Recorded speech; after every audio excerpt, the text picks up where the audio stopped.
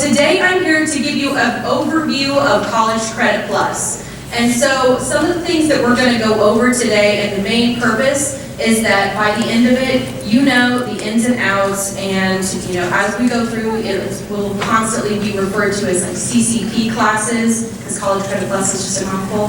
But this basically, why CCP, the details behind it, how to get involved in it if you're not already, and where to start and where you'll end up in the goals. So I'll go ahead and start off with just a basic overview of what we're going to be covering tonight. So some things, we're going to start with just general program information, and that's going to be just an overview of what College Credit Plus is. From there, we'll go over one of the big things, the money part of it. So what does it cost to participate in College Credit Plus?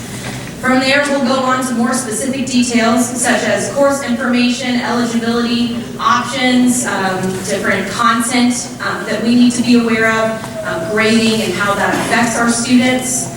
Steps to get started, it's always important to know those steps, and lucky for us, it's a pretty straightforward and easy process. So I'll explain that here shortly. Then I'd like to round things out with just things to consider as we're thinking about College Credit Plus and kind of summarizing what we've discussed. All right, so just starting at the start here, what is College Credit Plus, or CCP? CCP courses are Ohio's dual enrollment opportunity, and those students eligible are starting at 7th grade and going all the way up until 12th grade. The goal of this and the option that it has given us is students are able to acquire both college credit and high school credit simultaneously. And so as you go through your programs, you are meeting all of your high school requirements, but at the same time, we have a little extra love that we're putting into our future planning, and we are accumulating those really flexible to transfer college courses and college credit. And so the really big thing that CCP promotes is just college and career readiness. Coming up with a plan and maybe getting some more real life information and experience and knowledge in order to maybe guide where our students want to end up after high school. So the thing that I like to really note with this is that these courses and these credits that you're earning from Edison State and just generally with CCP, they are very, very flexible. So they're easy to transfer. It doesn't matter if you're going to Ohio State or Wright State. It doesn't matter where your path is going to lead you. But if your goal is to go to a 4-year institution after high school, those courses will transfer in. Now, it's up to each institution how they accept those credits. And so that's another reason why I'm here, because you're not supposed to just know how those credits are going to transfer, and I can help guide you through that and evaluate how those credits will transfer to any specific place. Just a background on me, I actually, like Catherine said, I'm new at Edison State, but I have been with IU for about 5 years. So I do have that experience in the 4- and 6-year up institutions as well. So if you have questions about those, feel free to ask me, and I'd be happy to support you and guide you through that. And I worked a lot with CCP credits, even over the border in Indiana. So that shows how flexible they really are. So, like I said, these courses can fulfill high school credits as well, so it's not putting you behind rather than just pushing you ahead of the game. That is the #1 priority, is just thinking forward and doing things now that can really affect and change things for you post-high school. All right, so now the big question is, how much is this going to cost me? Well, the beautiful thing about CCP is that it's not going to cost you anything. So participation is free. There are no application fees, there are no assessment fees, and tuition and books are included if you go through Edison State. Textbooks are included, that's a little extra. And so it's basically a method to get ahead of the game without having to lose anything. So it's cost-free to our students. Now, there are a couple caveats in there that's really, really important to remember. Any consumable supplies, like if you need new backpack, if you need notebooks, if you need pencils, just random things like that, obviously that's going to be at the expense of the student.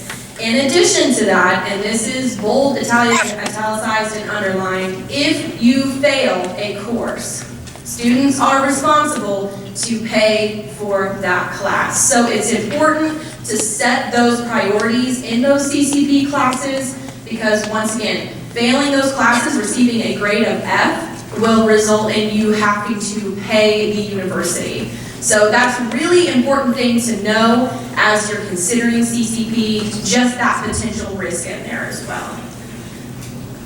Hold on a second. I was going to add, if a student does not pass a class and has to pay for that class is on their transcript. Okay, so you're creating your college transcript as well as you're starting CCP classes, and I think sometimes students get confused with that. So when you're taking Edison State classes, even though you're in our building with our teachers, you're creating an Edison State transcript of your grades, okay? So unfortunately, sometimes students do get D's and maybe an F. That is included in their transcript and their GPA. So that is important to take into consideration as well. Absolutely, yes. Thank you very much, Mrs. Burrell. That is a good thing to know. And the beautiful thing again, we've got these college classes that we can take that are going to be free as long as you meet those grades and you apply and follow the required steps. But this is for realsies. Like, this is the stepping into the college world. And so the content that you're going to see is on the college level, which is fantastic. But it adds a little extra responsibility in there as well. And so, yes, absolutely. If you get an F or a D on some of those courses, a D is still a passing grade. But then a big thing to keep in mind as well, if you're planning to transfer to a four-year institution, sometimes they will not accept that credit if it is below a C or a C minus. So that's something also to remember. Does anybody have any questions about any of that somewhere? All right, we are killing it, my friends. So moving forward, this CCP is really for public institutions and public high schools. That is what it is designed for. But for homeschool and private school populations, they are more than welcome to participate in CCP, but they will choose the self-pay option. So since Bethel is a public institution, hooray, we don't have to self-pay unless we fail those courses. So that is something that you guys really have to your advantage. CCP is literally designed for you. So a big question that I get, I don't know what happened to my presentation, but a big question that I get is about course options and eligibility. So there are a few different things that you need to be aware of in order to be eligible for those courses. As it stands right now, every student is able to take a total of 30 credit hours of CCP courses, which sounds like a lot. But the thing to take into consideration there is that there's this really weird equation that you have to do in order to know what you're truly eligible for. Probably my easiest way to do it is it depends on the non-CCP classes that your student is taking at the same time. So if a student is taking 4 traditional high school courses, then we're going to take that 4. That number, the non-CCP courses are always multiplied by 3, which I know seems really silly, but that gives us a grand total of 12. So we have the 4 non-CCP courses that our student will be taking times 3, which is 12. And so from the total of 30 credits that we can get, we have to subtract that number in order to see what we're ultimately eligible for in an academic year. And that would be a total of 18 credits. Now, that was a whole bunch of blah, blah, blah. That is another reason why I am here for you as well as your high school counselor, because we manage all that stuff for you. So that confusing equation is hopefully something that you guys will never have to worry about because we absolutely have your back on that. So, eligible students, basically as long as you've applied, you've submitted that letter of intent is a huge thing. That deadline, as Mrs. Burrell had mentioned, is April 1st. But I'm going to be that annoying Jiminy Cricket on your shoulder, encouraging you to do it way before that. And you can submit it as early as you would like. I encourage staying on the ball with that. Because if you do submit it after that deadline, like Mrs. Burrell also mentioned, that is a state deadline, and we don't have much wiggle room after that. So moving forward, students, we talked about these CCP classes being college courses. Students have to meet prerequisites just like any other college student before they're eligible to take certain classes. And then there's also what's called the first 15 rule. And so the first 15, basically the first 15 CCP credits that you take all have to be 100 level courses. So for example, we have to take Comp 1 before we can take Comp 2.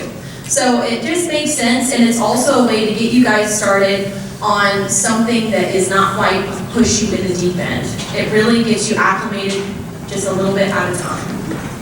So there are some course exclusions that you need to be aware of. Any private instruction, like tutoring, or remedial developmental classes, physical education, study abroad courses, or any courses with extremely high fees, those are excluded from CCP, but those are very few and far between, that you'll need to worry about those classes. Does anybody have questions so far? Man, once again, killing it. So, moving forward even further. Like I had mentioned, these are college courses. Despite the CCP program is eligible for students starting in 7th grade, but the material is going to be of one level for all students. And that could be high school students, 7th grade students, or it could be just the general population at any college. So at Edison, our material stays the same.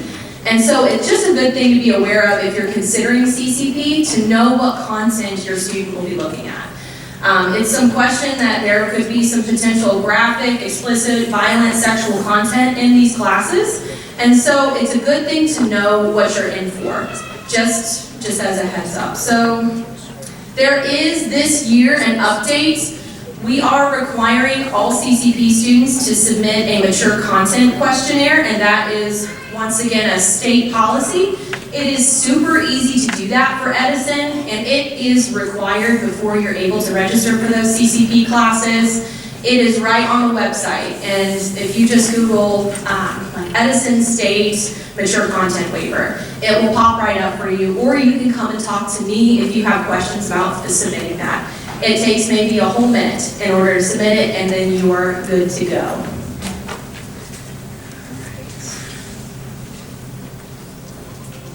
Okay.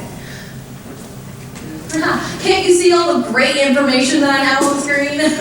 So I'm going to move into talking about grades. And so, Mrs. Burrell also mentioned that, in the same vein that these are college courses, they will be reflected on your college transcript. So your transcript, when you start CCP classes, is officially started at Edison State. And so these grades are recorded on both the high school and college transcripts. College courses that are 3, 4, and 5 credit hours for college, they equal 1 Carnegie unit. And a Carnegie unit is just a whole year of a high school course. So they're designed to give you that college experience, the college credit, while still keeping you perfectly on track in your high school diploma.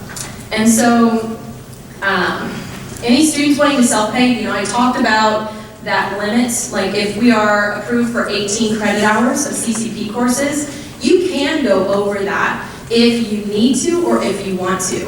But just as a heads up, if you exceed the amount of credit hours that you are allowed to take and allotted, then those will be self-pay. So, and they do charge by the credit hour. So that's something that is available to you if you would like to take advantage of that. But it's just good to be aware that you will be self-paying for those exceeded credit hours. And it's good to know that this is a permanent college record. When you take these CCP classes, there's no going back unless you retake a course. And so it's just something that will impact, if you're going to transfer to a four-year institution, they're going to look at your Edison credits, and they're going to look at those classes, any CCP courses that you take, And it can make a great difference if you really applied yourself and stuck with those courses. And it can also create some challenges if you're planning to transfer to a four-year institution. So just a good thing to keep in mind about those ratings. Also, it's good to know that there is some policies regarding failing or withdrawing. Students who fail or withdraw from CCP courses may have some consequences in there, so those are just good things to be aware of when you're considering CCP courses. Basically, students whose college GPA falls below a 2.0, or those who withdraw from multiple courses in a term, they may fall under the state's guidelines for underperforming students. And so that's, once again, the state setting a certain expectation for their CCP students in order to continue through the program.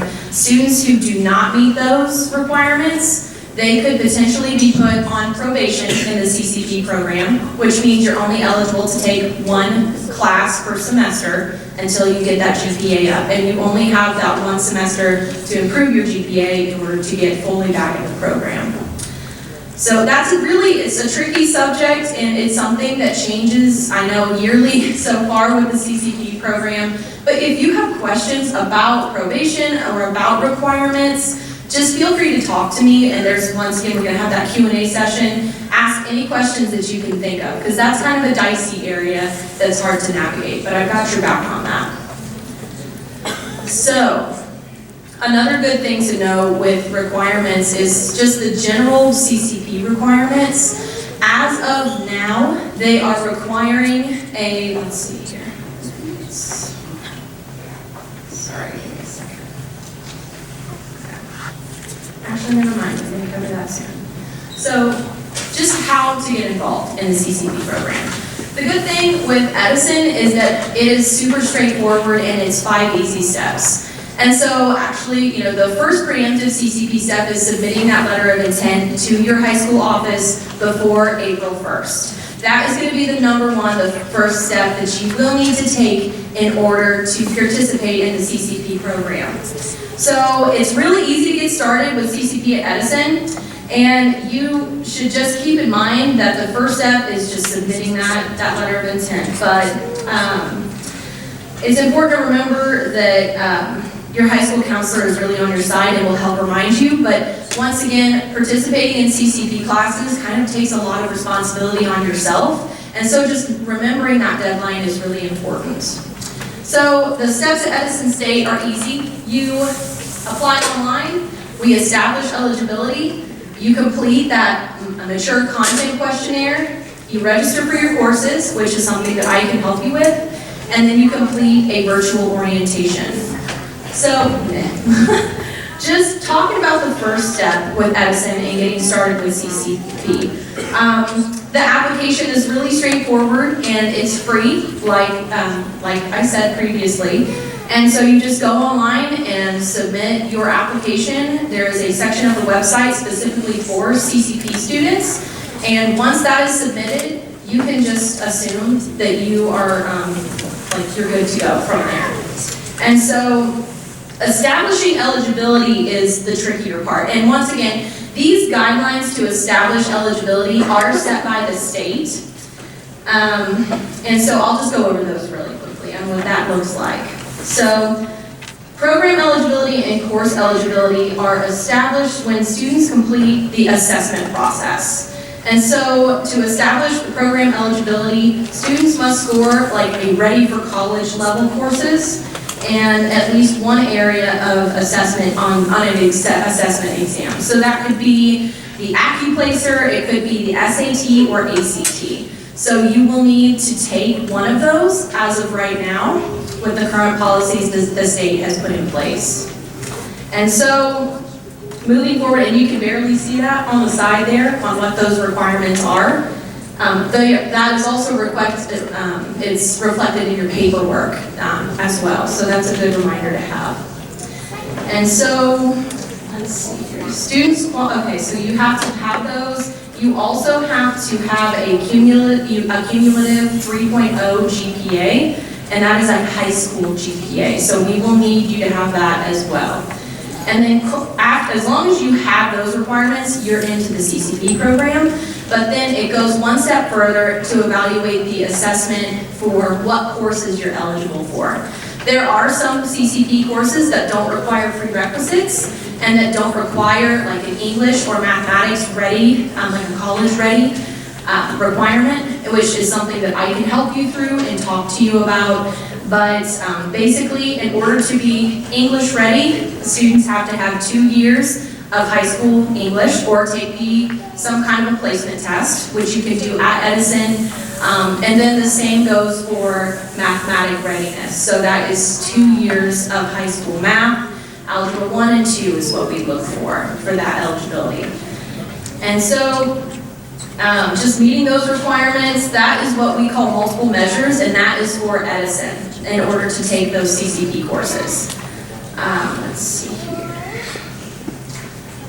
But I do have really cool news. So as Mrs. Burrell has talked about, CCP, and especially as mentioned in the past couple of years, has changed pretty substantially. Now that we're moving forward through the past, hashtag 2020 life, they are starting to become more strict on those requirements too. They're really pushing deadlines more and kind of hardening up that flexibility. But there is one policy that has been proposed right now in order to be eligible for the CCP program, and we should know if this is passed by February, like mid-February.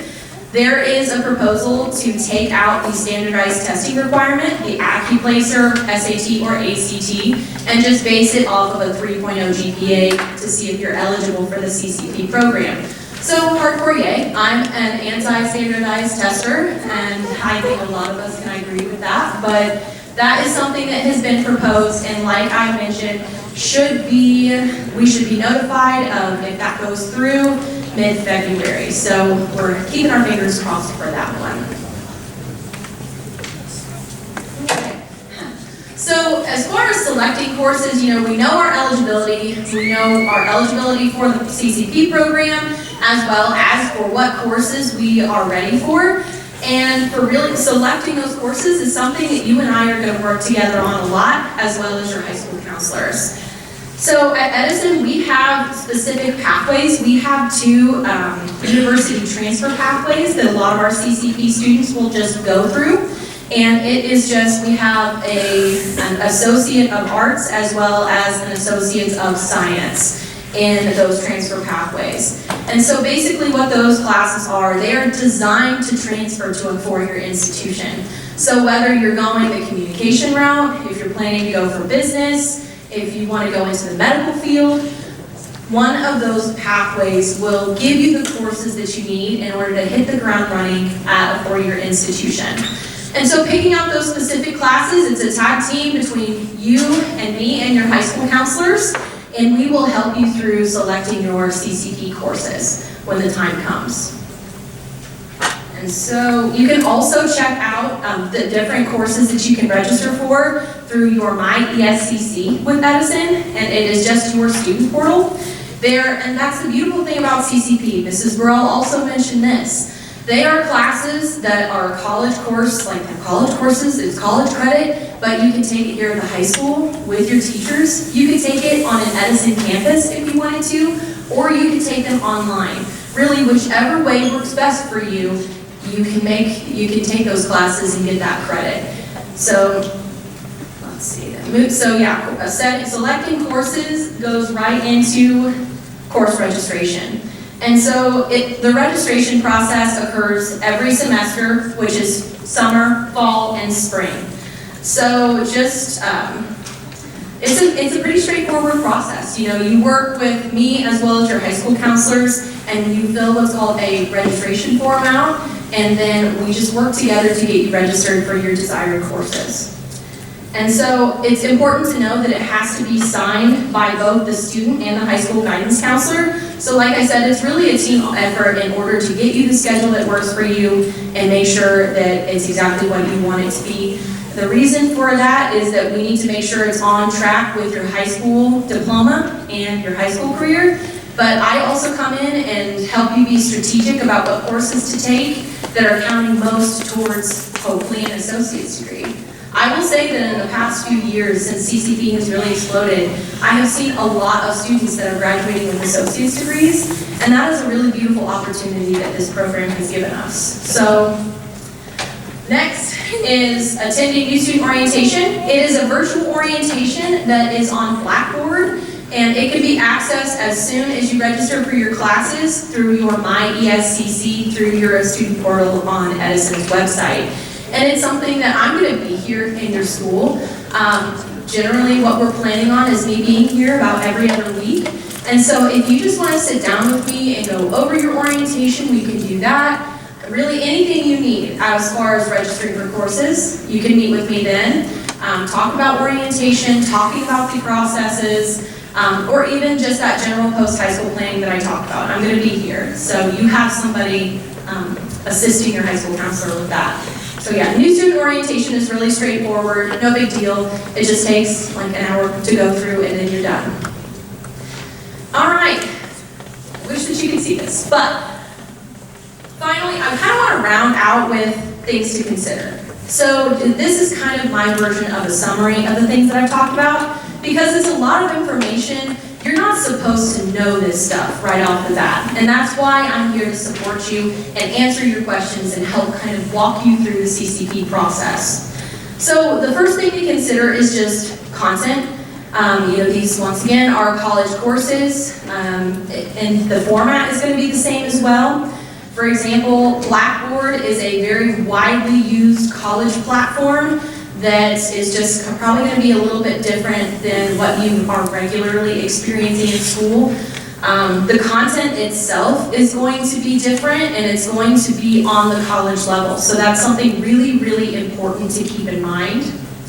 And really, the thing that it comes down to is simple. It's a matter of self-discipline and responsibility. And it's a privilege, and it's something that, well, you'll be able to carry with you as you go past high school, is that experience that you get and the discipline that you get.